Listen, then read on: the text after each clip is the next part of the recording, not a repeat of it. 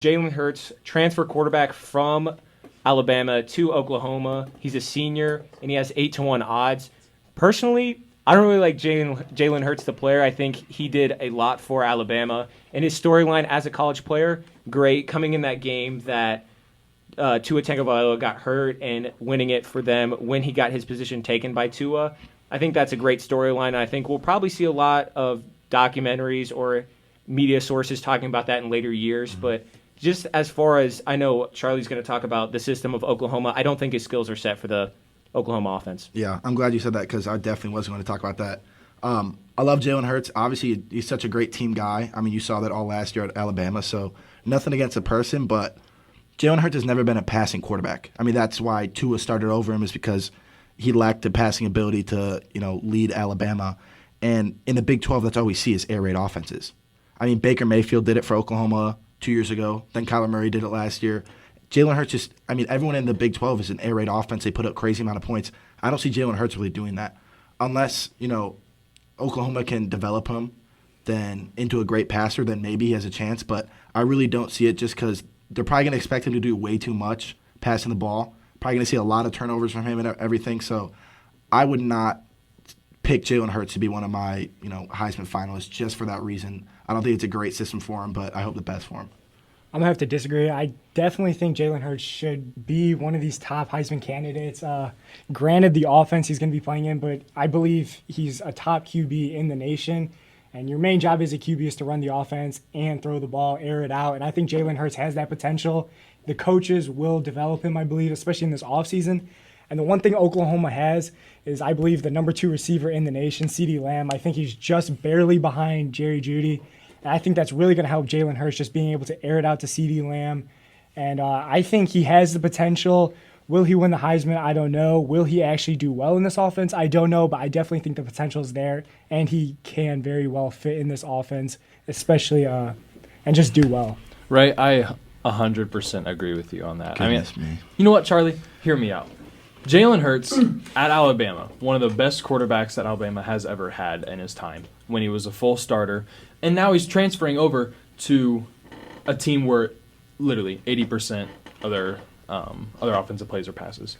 And you can't really say whether or not he's going to excel in the offense because you haven't seen him do it yet. But really, you have to think the way Oklahoma pans out their offense is for quarterbacks to shine. And I think that if Jalen Hurts can just do what he does as a quarterback and just throw the ball, he's going to have a great year because you're going to see him lead Oklahoma to at least 6 or 7 games where they score at least 50 points. In each of those games, he's going to throw for 500 yards at least. And you just got to know that Big 12 doesn't really recruit defenses. I mean, sure, they get good guys, but they don't put as much emphasis on the defensive side as they do the offensive side. And Jalen Hurts is, burning hot take, going to win the Heisman in 2019. Right now. But, obviously we can't predict the future. I just don't see it. I don't think Jalen Hurts has ever been a good passer. Like you said, Big 12 doesn't recruit defense. Well, Oklahoma doesn't have a good defense either. That's always their big problem. So they're going to be giving up a ton of points. I think a lot of games are going to come down to shootouts.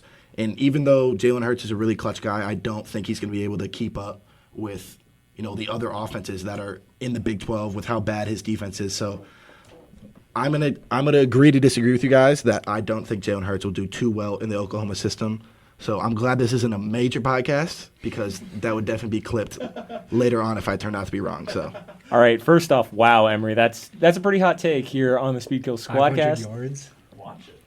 Okay, but we're gonna look at this real quickly from a statistical standpoint.